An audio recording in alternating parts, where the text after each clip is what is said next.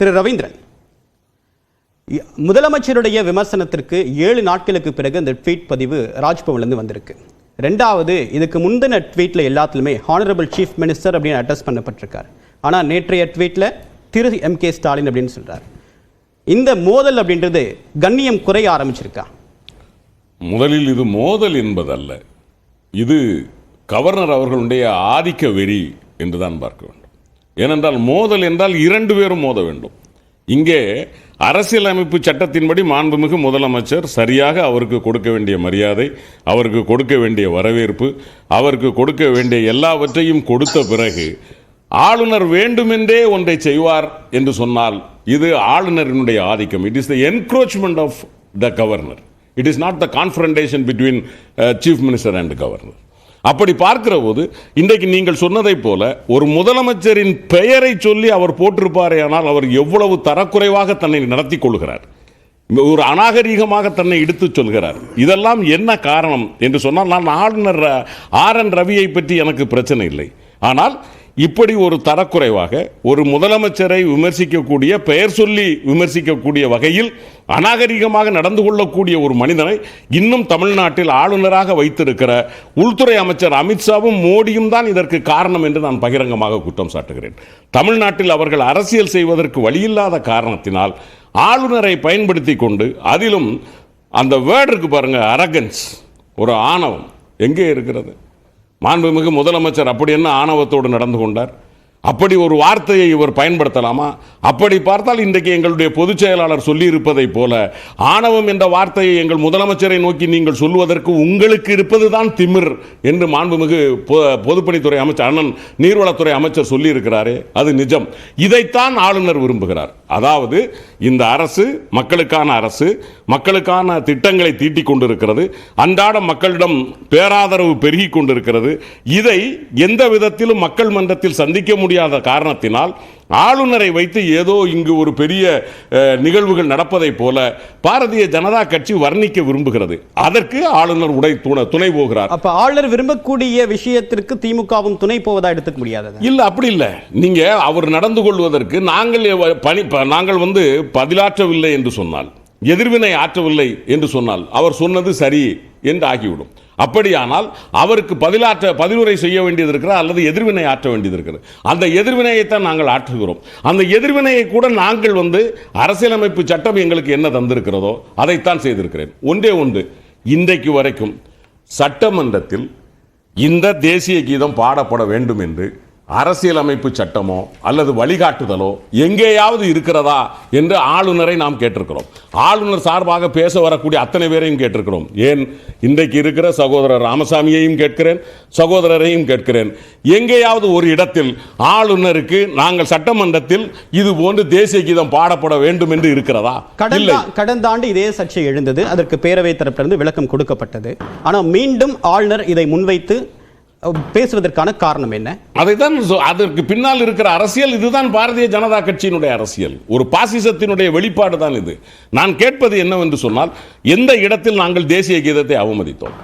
நாங்கள் தமிழ்தாய் வாழ்த்தை பாடுகிறோம், தேசிய கீதத்தை முடிவில் பாடுகிறோம். இது எங்களுக்கு உள்ளது, இதைத்தான் நாங்கள் செய்து கொண்டிருக்கிறோம். இதிலே எங்கே தேசிய கீதத்தை நாங்கள் அவமதித்ததாக வருகிறது? எந்த இடத்திலும் இல்லை. அப்படியானால் இவர் வேண்டும் என்று அந்த குறிப்புகள் இருக்கிறதே, அது அரசினுடைய கொள்கை குறிப்பு. எப்பொழுதுமே அது கவர்மெண்ட் பாலிசி நோட். இதுவரைக்கும் என்ன செய்திருக்கிறோம், அடுத்து இந்த அரசு எதை நோக்கி போக போகிறது, இது குறித்து விவாதிப்பதற்கு ஆளுநர் ஒரு முறைப்படி, ஒரு செரிமோனியலாக அல்லது ஒரு விழாவிற்காக வந்து போவதை போல் அவர் போகிறாரே தவிர, ஒரு நடவடிக்கைக்காக வந்து போகிறாரே தவிர மற்ற இடத்தில் அவருக்கு எந்த முக்கியத்துவமும் கிடையாது. ஆனால் இங்கே இருக்கிறவர் சும்மா இருப்பவரை ஜனவரி மாதம் கூப்பிட்டு பேச வைக்க வேண்டும். அதற்கும் கூட எங்களுடைய சபாநாயகரை அனுப்பி எங்கள் முதலமைச்சர் அவருக்கு 2 நாட்களுக்கு முன்னால் வரவேற்பு கொடுத்து, அவர் வந்த மனிதனை எங்களுடைய சபாநாயகர் போய் அழைத்து வருகிறார்.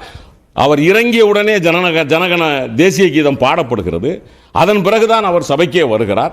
இவ்வளவு தூரம் எல்லாமும் செய்த பிறகும் அவர் செய்வாரே என்றால், மாண்புமிகு முதலமைச்சர் சொன்னதை போல அவர் சிறுபிள்ளைத்தனம் மட்டுமல்ல, சிறுமதியாளனாகவும் இருக்கிறார் என்பதுதான் வருத்தத்திற்கு. பதவியில் இருப்பவருக்கும் அல்லது அவர் சொல்லக்கூடிய விஷயத்திற்கும் முக்கியத்துவம் கொடுக்கவில்லை என்பதுதான் RN ரவியுடைய குற்றச்சாட்டு. அந்த விஷயம் எது என்பதுதான் முக்கியம். அவர் என்ன நினைக்கிறார்? நான் கேட்கிறேன், தேசிய கீதத்தை 2 முறை பாடிவிட்டால் அவன் பெரிய தேசபக்தனா? கேட்கிறேன். அப்படி அல்ல. இந்த தேசத்தில் இருக்கிற ஒவ்வொரு குடிமகனையும் வாழ வைத்து இந்த தேசத்தின் மீது பக்தியை வளர்க்கிற தலைவன் தான் இந்த தேசபக்தி உள்ள தலைவன். தொடக்கத்தில் தேசிய கீதம் இசைக்கப்படவில்லை, அதற்கு இடம் கொடுக்கவில்லை. அதனால தானே முதலமைச்சருடைய தேசபக்தியை ஆர்.என். ரவி கேள்வி எழுப்புறாரு. இல்ல, அதைத்தான் நான் சொன்னேன். தேசிய கீதம் பாடுகிறவன் எல்லாம் தேசபக்தி உள்ளவன் என்று ஒரு தீர்ப்பு எழுதுவாரே, ஆனால் அது மிகவும் வருத்தத்திற்குரியது. சொல்ல போனால் நுனிப்புள் பிழைக்கிறவர்களால் தான் அந்த மாதிரி வார்த்தைகளை பேச முடியும். இந்த தேசத்தில் தேசபக்தி உள்ளவன் இந்த தேசத்தை வளர்த்தெடுக்க வேண்டும். இந்த தேசத்தை வளர்த்தெடுக்க வேண்டும் என்றால் இங்கு வாழுகிற மக்களுக்கு நல்வாழ்வு கொடுக்க வேண்டும்.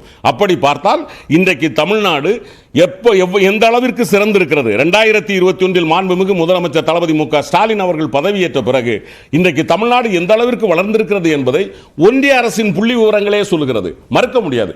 அப்படியானால் பிரதமர் நரேந்திர மோடி அமித்ஷாவில் இருந்து ஆரம்பித்து அத்தனை அமைச்சர்களும் அவர்களின் அமைச்சர்களின் துறைகளும் தமிழ்நாடு வாழ்ந்து கொண்டிருக்கிறது என்று சொல்லுகிற போது ஆளுநர் இப்படி ஒரு குறையை உருவாக்குவாரே ஆனால், எங்கள் மாண்புமிகு முதலமைச்சர் சொன்னதை போல தமிழ்நாடு சிறந்து விளங்குவதும் அது வாழ்ந்து வளர்ந்து வருவதையும் எங்களுடைய ஆளுநரால் பொறுத்துக் கொள்ள முடியவில்லை. எனவேதான் அவர் இப்படி பொங்கி எழுகிறார். தமிழ்நாடு புள்ளி விவரத்தின் அடிப்படையில் வளருது அப்படின்றது மத்திய அரசுடைய புள்ளி விவரம் உணர்த்துது. ஆனா அதே நேரத்தில் ஆளுநருக்கும் தமிழ்நாட்டுக்கும் முதலமைச்சருக்கும் இருக்கக்கூடிய இந்த உறவு வளருதா இல்ல தொடர்ந்து மோசமடைஞ்சிட்டு போதா? இதனால தமிழ்நாடு பாதிப்பை சந்திக்கலையா? இதனால பாதிப்பு என்பது கிஞ்சித்தும் கிடையாது. ஆளுநர் அவருடைய அதிகாரத்தை மீறி செயல்படுகிறார். நான் சொல்லுவது, இவருக்கு இல்லாத அதிகாரத்தை இருப்பதாக நினைத்துக் கொண்டு இவர் பண்ணுகிற அரசியல் நாட்டு மக்களிடம் ஒரு வெறுப்பை உண்டாக்குகிறது.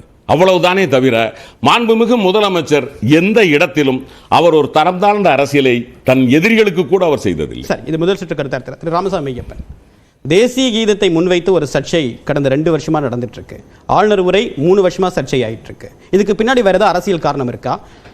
முதல்வர் சம்பந்தமான ஆளுநர் ஆர்.என். ரவியோட ட்வீட்ல இதுக்கு முந்தின ட்வீட் எல்லாத்துலயுமே ஹானரபிள் சீஃப் மினிஸ்டர் அப்படின்னு அட்ரஸ் பண்ணப்பட்டிருக்கு. ஆனா நேற்றைய ட்வீட்ல திரு எம்.கே. ஸ்டாலின். ஸோ தமிழ்நாடு மக்களால் தேர்ந்தெடுக்கப்பட்ட ஒரு முதலமைச்சருக்கு தர வேண்டிய உரிய மரியாதையை ஆளுநர் தர மறுக்கிறாரா? பாரத மக்களுக்கும் தமிழ் மண்ணிற்கும் முதற்கண் வணக்கங்கள். 3 விஷயங்கள். ஒன்று, மரபு சார்ந்த கேள்விகள் பல இருக்கு.